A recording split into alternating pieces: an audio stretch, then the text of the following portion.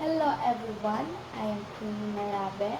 I'm here to present you room service sequence. Good morning, room service. Queenie speaking. How may I help you? Good morning. I would like to order a meal for breakfast. Oh, sure. Can I get your name and your room number? My name is Robeline. My room number is 401. Okay, Ma'am Robeline.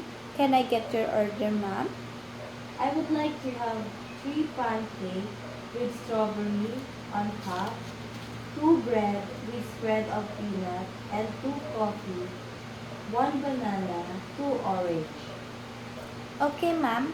For your bread, would you like it white bread, wheat bread, or milk bread? I want the white bread. Okay, ma'am. For your coffee, would you like it? Would you like to try our American espresso drink? It was prepared by the best coffee artist of Southeast Asia. Oh, okay, let me try it. Give me a pot of Americano coffee. Okay, ma'am. For your Americano, ma'am, would you like it creamy, more or less sugar? Less sugar, creamy.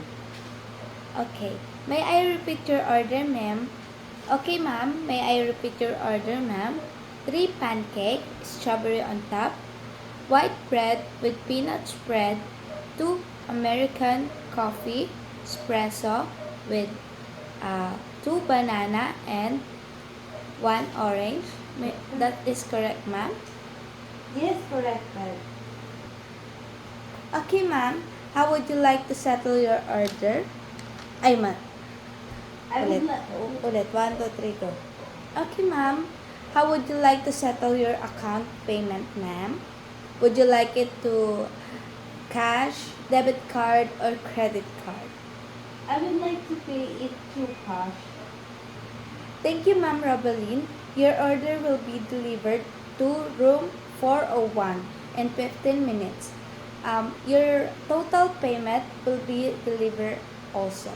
Thank you so much, ma'am. Have a nice day.